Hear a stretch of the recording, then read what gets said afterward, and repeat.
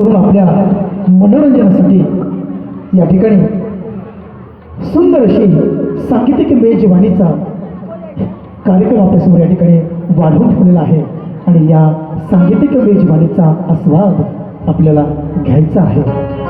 म्हणून आपण आजूबाजूला कुठेही न थांबता या सभामंडपामध्ये येऊन स्थानापन्न व्हायचं आहे, कारण आपला वेळ आमच्यासाठी अमूल्य आहे, बहुमूल्य आहे.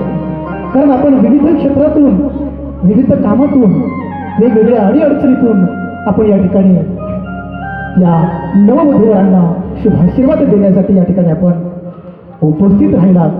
म्हणून या ठिकाणी संयोजकाच्या वतीने, आयोजकाच्या वतीने आपल्या मनोरंजनासाठी या ठिकाणी सांगीतिक मेजवानीचा कार्यक्रम आपल्यासाठी या ठिकाणी आयोजित केलेला आहे आणि या सांगीतिक मेजवानीचा आस्वाद आपल्याला या ठिकाणी घ्यायचा आहे. या सांगीतिक मेजवानीच्या माध्यमातून, या संगीत संचाच्या माध्यमातून आम्ही आपल्यासमोर सादर करत आहोत सुंदर अशी भावगीत, भक्तगीत, अभंग, गवळण, लोकगीत, लोककला तसेच हिंदी व मराठी चित्रपटातील गीते आम्ही आपल्यासमोर या ठिकाणी सादर करत आहोत.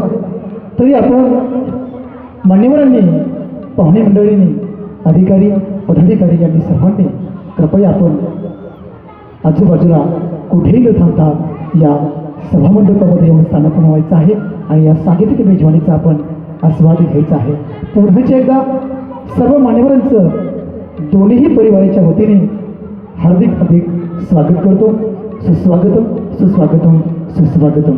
यानंतर लगेचच आपल्यासमोर सुंदर असं एक गीत रचना, विठ्ठल आवडी प्रेमभाव, सुंदर असा अभंग आपल्यासमोर आम्ही घेऊन येत आहोत, आपल्यासमोर सादर करत आहोत. आपल्या मनोरंजनासाठी